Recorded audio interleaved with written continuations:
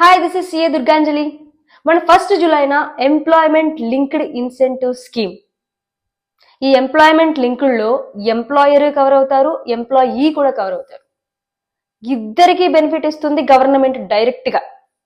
ఎలా అంటారా, ఎవరైతే కొత్త ఆర్గనైజేషన్ సెటప్ చేస్తారో లేదా ఆల్రెడీ ఎగ్జిస్టింగ్ ఆర్గనైజేషన్స్ ఉన్న వాళ్ళు ఎక్స్పాండ్ చేసి ఇంకా ఎంప్లాయ్మెంట్ జనరేట్ చేసి కొత్త ఎంప్లాయీస్ని, కొత్త జాబ్ వర్కర్స్ని తీసుకుంటారో వాళ్ళ కోసం ఈ స్కీమ్.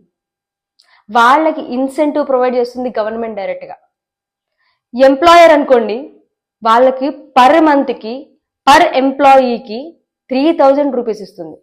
ఫర్ ఎగ్జాంపుల్, మీరు 200 ఎంప్లాయ్మెంట్ జనరేట్ చేశారనుకోండి, 200 ఎంప్లాయీస్ని తీసుకున్నారనుకోండి మీ ఆర్గనైజేషన్ నుంచి, 200 employees into 3000 rupees per month అంటే 6 lakh rupees per month direct గా ఎంప్లాయర్ కి, డైరెక్ట్ గా ఆర్గనైజేషన్ కి గవర్నమెంట్ ఇన్సెంటివ్ ప్రొవైడ్ చేస్తుంది. అలాగే ఎంప్లాయీకి కూడా 1 month అంటే అప్ టు 15,000 రూపీస్ వరకు ఇన్సెంటివ్ ప్రొవైడ్ చేస్తుంది గవర్నమెంట్. ఎంప్లాయర్ కాదు, గవర్నమెంట్ ఎంప్లాయీకి ఇస్తుంది. ఇదంతా కూడా 2 years పాటు ఇస్తుంది. 2 years పాటు ఎంప్లాయర్ కి పర్ మంత్ 3000 రూపీస్ ఇస్తుంది. 2 year పాటు 1 year కి 15,000 రూపీస్ ఎంప్లాయీకి ఇస్తుంది. అదే మ్యానుఫ్యాక్చరింగ్ సెక్టర్ అనుకోండి, ఇంకొక అడిషనల్ 2 years కూడా ఇస్తుంది. కాకపోతే ఇదంతా ఎప్పుడు చేయాలి? మీరు ఈ ఆగస్ట్ 2025 నుంచి నెక్స్ట్ జూలై 2027 వరకు ఈ గ్యాప్ లో కొత్త ఆర్గనైజేషన్ పెట్టినా, ఈ గ్యాప్ లో ఎంప్లాయ్మెంట్ జనరేట్ చేసినా వీళ్ళకి మాత్రమే ఇస్తుంది. ఏదో 2 years ఎప్పుడైతే జనరేట్ చేస్తారో అప్పటి నుంచి నెక్స్ట్ 2 years పాటు. మ్యానుఫ్యాక్చరింగ్ సెక్టర్స్ అయితే అడిషనల్ 2 years పాటు. అవును, నాన్ మ్యానుఫ్యాక్చరింగ్ సెక్టర్స్ కూడా యాక్చువల్లీ ఇది employee based additional wage scheme అని చెప్పి ఇన్కమ్ ట్యాక్స్ యాక్ట్ లో ఒక డిడక్షన్ ఉంది.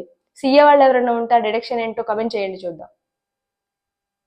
కాకపోతే కండిషన్ ఏంటి అంటే, ఎంప్లాయీ ఎవరైతే ఉంటారో ఇప్పుడు జనరల్ ఈ స్కీమ్స్ అవైల్ చేసుకోవడం కోసం కొంతమంది ఏం చేస్తారు, జాయిన్ అయ్యారు మన దాంట్లో అని చెప్పి 1 month ఉండి తీసేస్తారు ఎంప్లాయీస్ ని. అలా జరగడానికి వీలు లేకుండా మినిమం 6 months వర్క్ చేయాలి వాళ్ళు, అది కండిషన్.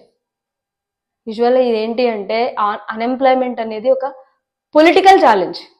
ఈ పొలిటికల్ ఛాలెంజ్ని తగ్గించుకోవడం కోసం ఈ స్కీమ్ని ఇట్ ఈజ్ అడ్వాంటేజ్, ఖచ్చితంగా it is advantage to the new organisations. కొత్త బిజినెస్ పెట్టాలనుకున్న వాళ్ళు, కొత్త ఫ్యాక్టరీస్ పెట్టాలనుకున్న వాళ్ళు, ఎంప్లాయీస్కి కానీ జాబ్ హోల్డర్స్కి కానీ. స్టిల్ అన్ఎంప్లాయ్మెంట్ అనేది చాలా హై రేంజ్లో ఉంది ఇండియాలో. 35 million జాబ్స్ క్రియేట్ చేయాలి అనేది గోల్ ఈ స్కీమ్ ద్వారా. 1 trillion రూపీస్ ని ఈ ఇన్సెంటివ్ కి అలాట్ చేశారు. 1 trillion